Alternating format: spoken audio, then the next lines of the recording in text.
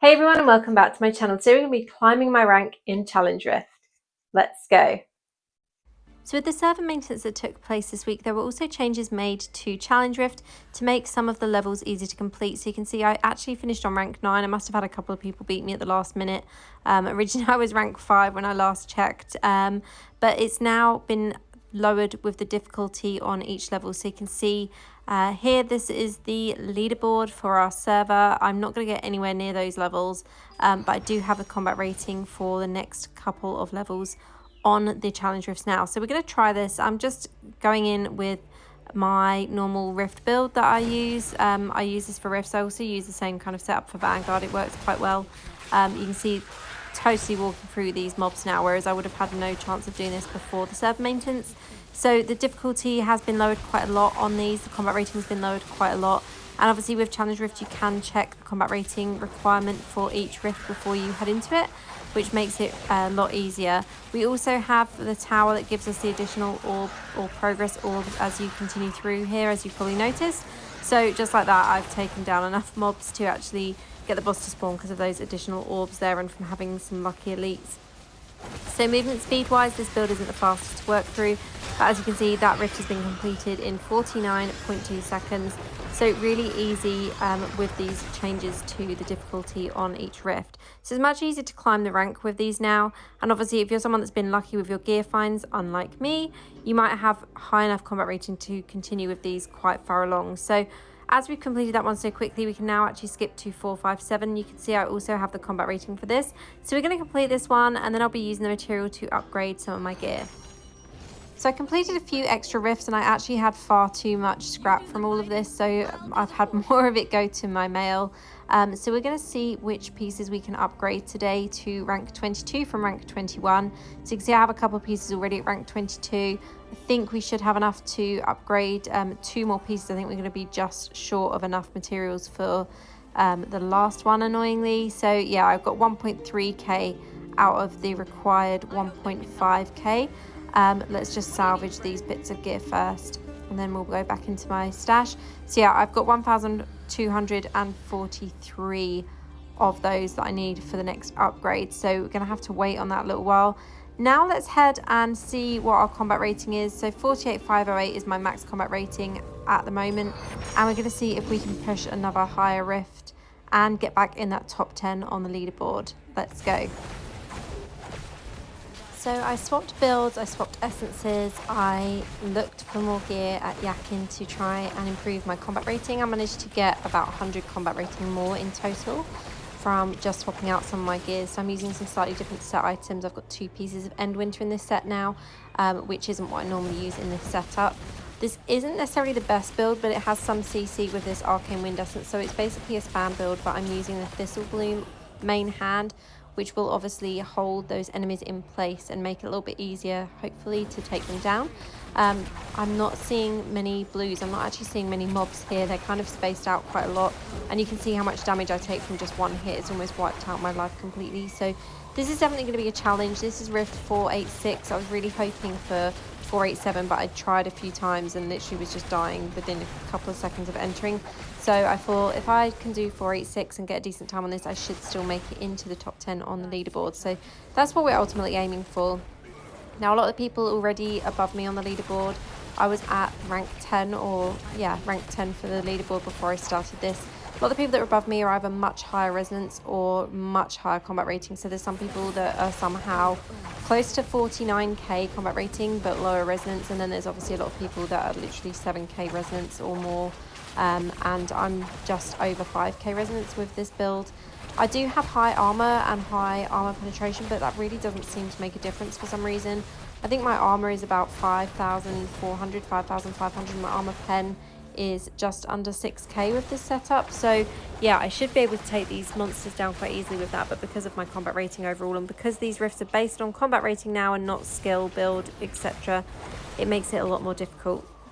We finally got some more blues here, so this should hopefully help us with gaining a little bit more progress on this rift.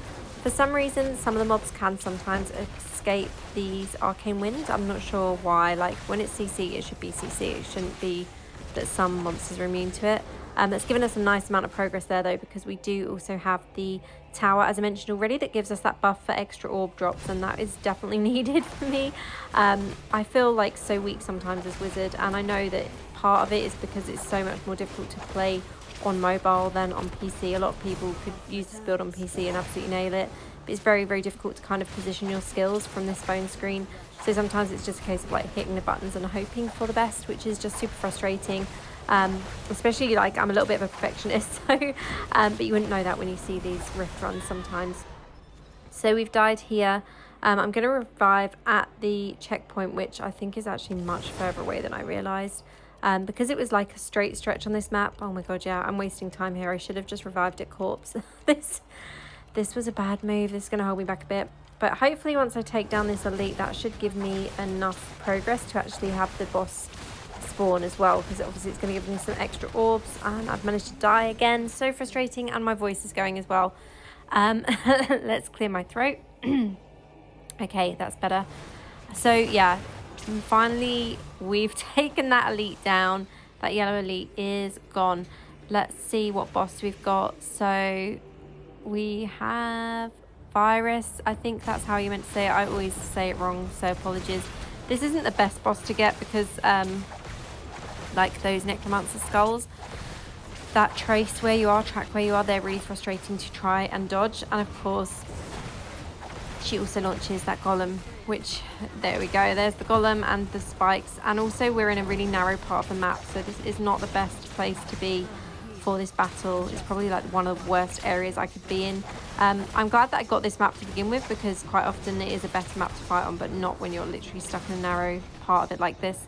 It's a shame that it didn't spawn at the corner. That's where I was expecting the boss to spawn, as I'd obviously progressed through the map quite a little bit around that corner.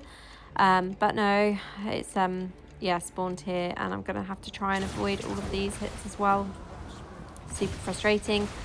And with those skulls, those I'm pretty sure it's pretty much the same as a necromancer skill. It's really hard to avoid them. These red skulls are much easier to avoid, but not when she launches the golem at the same time like that. And the spikes obviously all come at once, and yeah, pretty frustrating boss to get. Not one of the worst ones though. Obviously, if it had been Shade of Destruction, or I always forget what it's called, the witch, the one from, oh my god, what is it called? I can't even think of the place that it's from. But basically, yeah, the one that has the bat attack. You will all be in the comments laughing at me. I know that my brain is mush today. It's been so hot here in the UK recently. So yeah, I was really hoping to obviously push this higher than I could. But I defeated it, or defeated the boss or completed the rift, whatever you want to call it, in a decent amount of time, especially as I am below the recommended combat rating for it. So I was taking less damage and dealing more damage again. So let's take a look at if we managed to make it onto the leaderboard, and if we did, where did we place? So I did manage to place slightly higher up in the top 10, so I managed to place 8th from 10th, so I'm quite happy with that. Most of these players that are above me are higher resonance, and everyone that is above me on this is higher combat rating. So a lot of these players are between 6 to 10k resonance, or they've got very close to or over 49k combat rating. So I don't think I did too badly with this, considering that my max combat rating was 48.6. I don't think I fared too badly in this. So yeah, not the best run.